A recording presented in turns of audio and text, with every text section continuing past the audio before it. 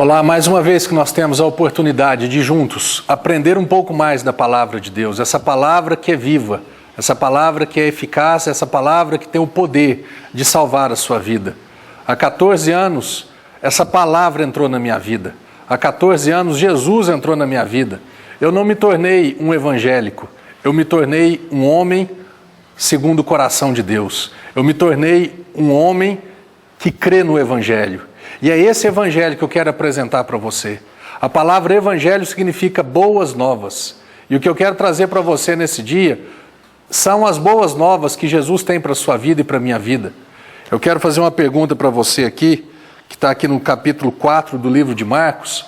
Eu quero te perguntar se Jesus já entrou na sua vida, se Jesus já está no seu barco. Porque eu vou te falar uma coisa, também não adianta nada Jesus estar no seu barco e Jesus for um Jesus dorminhoco. Você ter colocado Jesus na popa do barco, ali na parte de trás do barco e deixar Jesus dormindo. Não adianta nada, meu irmão, ser religioso. É o que eu falo, não adianta nada ser da religião evangélica. Eu quero saber se o Evangelho faz parte da sua vida, se a vida de Deus faz parte da sua vida. Quanto tempo faz que Jesus entrou na sua vida? O que mudou na sua vida a partir de então?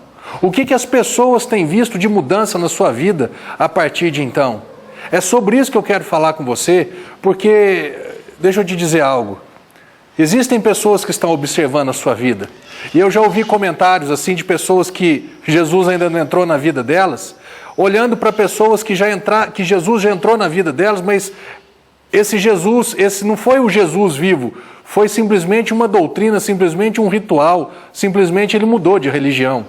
E quando Jesus, ele não vem como ele deveria vir, como o Salvador, como o Senhor, ou seja, aquele que salva e aquele que é o dono da vida, aquele que está vivo, aquele que está acordado. Se Jesus não vier dessa maneira, sabe o que vai acontecer? Eu darei um péssimo testemunho de Jesus. E as pessoas vão olhar para mim, vão olhar para Jesus achando que Jesus é igual a mim, igual a você. E nós não podemos nunca levar um Jesus que não seja o Jesus da palavra para as pessoas. Tem pessoas que falam assim, mas todo mundo erra, todo mundo peca porque eu sou carnal. Não olha para o homem não, olha para Deus, meu irmão, não tem dessa não. O apóstolo Paulo, ele disse assim, sede meus imitadores como eu sou de Cristo. Não tem dessa de, não olha para mim não, nós temos que falar assim, olha para a minha vida sim. Agora, aqueles que simplesmente têm uma vida religiosa, esses não têm Jesus para mostrar. Eu quero perguntar para você, o que você tem para mostrar para as pessoas? Uma vida de Deus, uma vida transformada, ou apenas mais uma religião de um tanto que não pode, e quando erra, você me perdoa, tem misericórdia de mim. Que vida religiosa é essa? Essa não é a vida de Deus.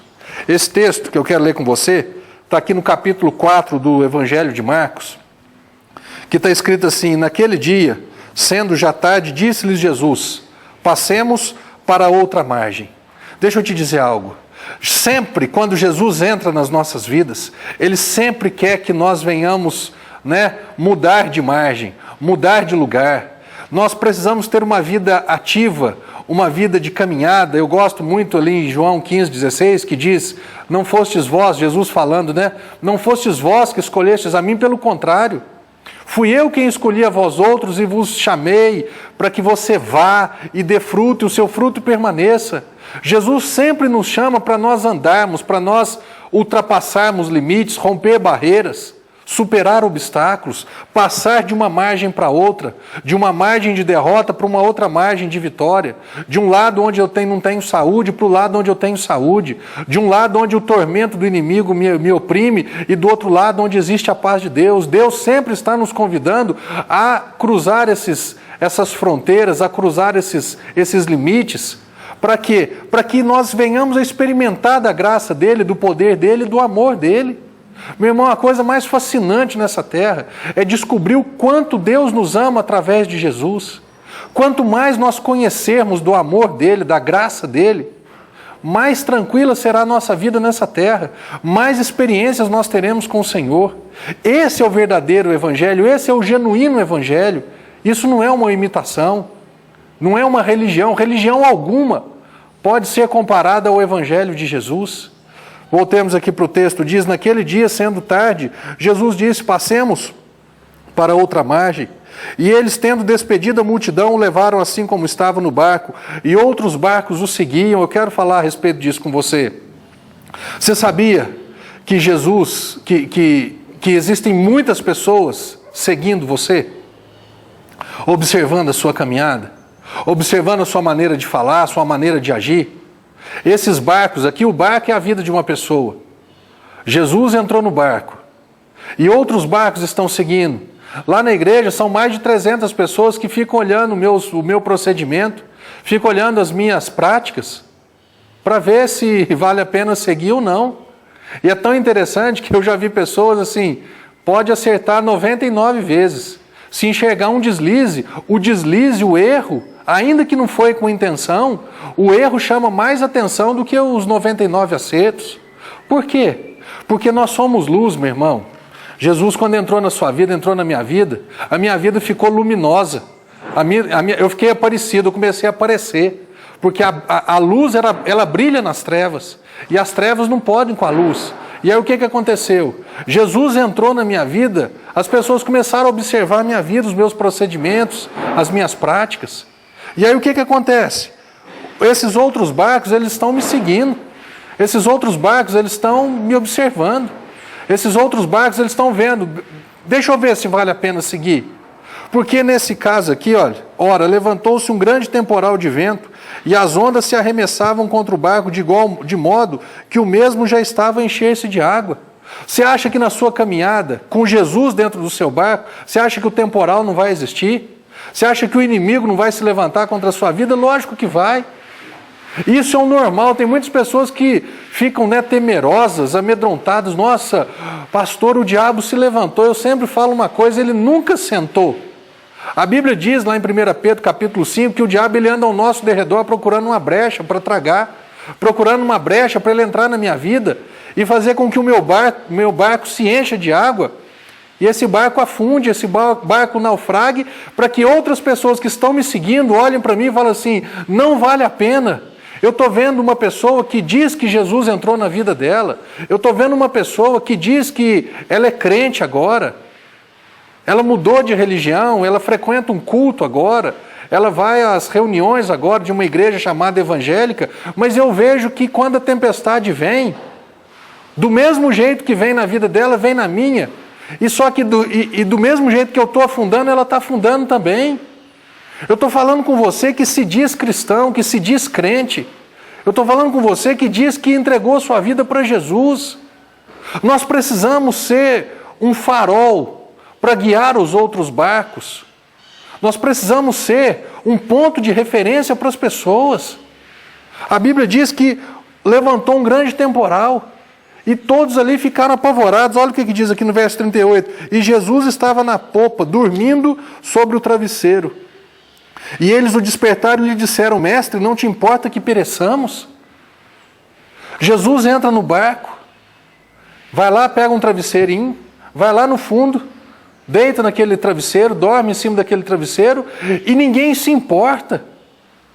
Só na hora que veio a tribulação, na hora que veio a tempestade, que eles lembraram de Jesus.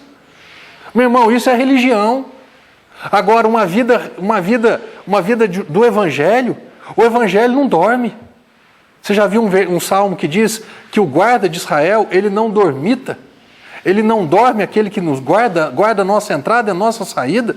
Meu irmão, nós precisamos, essa fé, essa verdade do Evangelho, ela precisa estar desperta e viva em nossas vidas. Porque senão, se Jesus entrar na nossa vida e ficar dormindo, o que vai acontecer? Os outros barcos que estão nos seguindo, as outras pessoas que estão nos observando, elas vão nos ver passando por lutas e tribulações sem conseguir lidar com essas circunstâncias e elas vão chegar a uma conclusão, não, Jesus não vale a pena. Para que eu vou entregar minha vida para Jesus? A tua vida também tem derrota, a minha tem derrota. E você fala, entrega a sua vida para Jesus, que a tua vida vai melhorar. A tua também não melhorou, por que eu vou melhorar? Por que eu vou entregar minha vida para Ele? Meu irmão, é muito sério isso que eu estou te dizendo. Eu quero responder uma pergunta para você. Por que Jesus estava dormindo? Sabe quais são as áreas da nossa vida que Jesus dorme? São as áreas da nossa vida que nós achamos que nós damos conta sem Ele. As áreas da nossa vida que nós permitimos que Jesus durma são as áreas da nossa vida que nós achamos que nós vamos vencer, mesmo Ele estando dormindo. Pedro, João, Tiago, André, eles eram o quê? Eles eram padeiros ou eles eram pescadores? Eles eram pescadores, eles estavam acostumados com barco, com temporal, eles estavam acostumados com a travessia. Por que Jesus, quando entrou, eles arrumaram um travesseiro para ele e falaram, Jesus vai dormir? Pastor, mas isso não está escrito. Você acha que Jesus chegou e pediu o travesseiro? E ainda que Jesus tivesse chegado e falado assim, ô Pedro, eu estou meio cansado, você arranja um travesseiro para eu dormir? Pedro tinha que ter falado assim, Jesus, de maneira nenhuma. Eu não vou atravessar, eu não vou dar conta de chegar do outro lado com o Senhor dormindo no meu barco. Você acha que eu dou conta de chegar em alguns lugares sem Jesus dormindo na minha vida? Não tem jeito.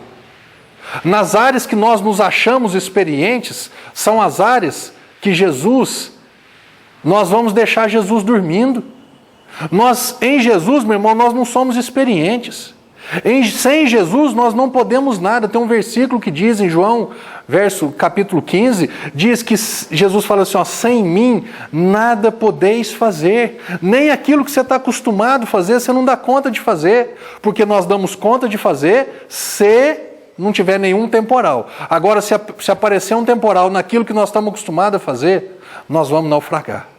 Meu irmão, aprenda isso. Aprenda isso que você está ouvindo hoje. Não subestime a sua caminhada. Não subestime qualquer travessia. Você precisa de Jesus para atravessar todas as jornadas da sua vida. Amém? Daqui 2 minutinhos nós voltamos e nós vamos dar continuidade nesse texto.